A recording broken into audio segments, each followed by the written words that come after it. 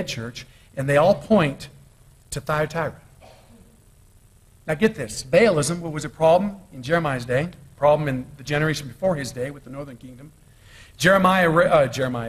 Baalism reared its ugly head in the time of Paul and John, such that you have the Bacchus cult that Paul warns us against in Ephesians 5, and you've got Thyatira being a problem church in that day.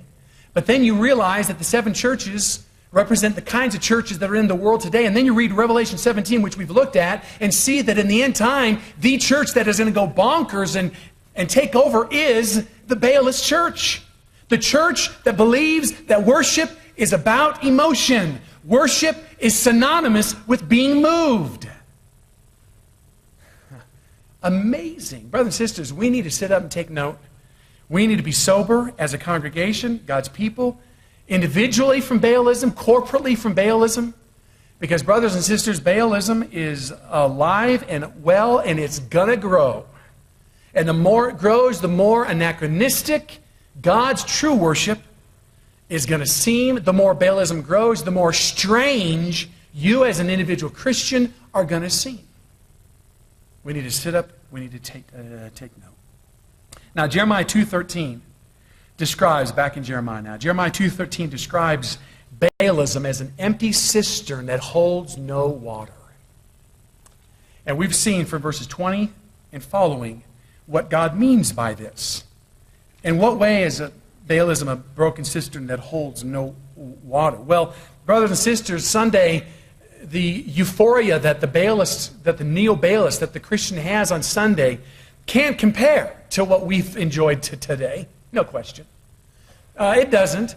But you know what? After all the euphoria come Monday through the rest of their lives, even on Sunday, except for that 1 or 2 hours of euphoria and that high point, they're left with all manner of reaping of death and misery in their lives. Look at verse 19. Your own wickedness will correct you. Leanness of soul we've looked at. In fact, we've seen 9 different consequences, or better yet, 9 different descriptions of how broken and how empty the cistern of Baalism is. We've seen that a church engaging in neo-Baalism will replace God's worship with one that's according to their own imagination. They will feed on each other. Thirdly, they'll be blind to their own transgression. Fourthly, they'll reflect the sin or the inclination of their daily living. Fifth, they will elevate experience over the mind and so be led by feeling. Sixth, they will create a taste or an inclination for Baal worship in its people, which will be difficult to overcome. Seventh, they may have the appearance of godliness, but they will have denied its power. Eighth, they will relegate the entire discussion to personal preference. Say, you worship your way, I'll worship mine.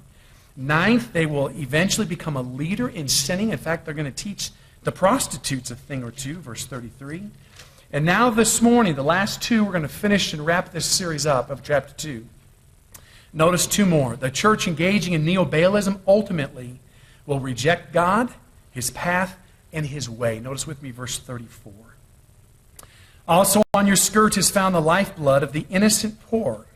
You did not find them breaking in, but in spite of all these things, yet you said, I am innocent. Surely His anger is turned away from me. We talked about the first part of this verse already, verse 34, how because of Baalism, God's people were consuming each other. They were viewing each other as a vehicle to help them. No longer did they view each other as an opportunity to bring Christ and to build up and to...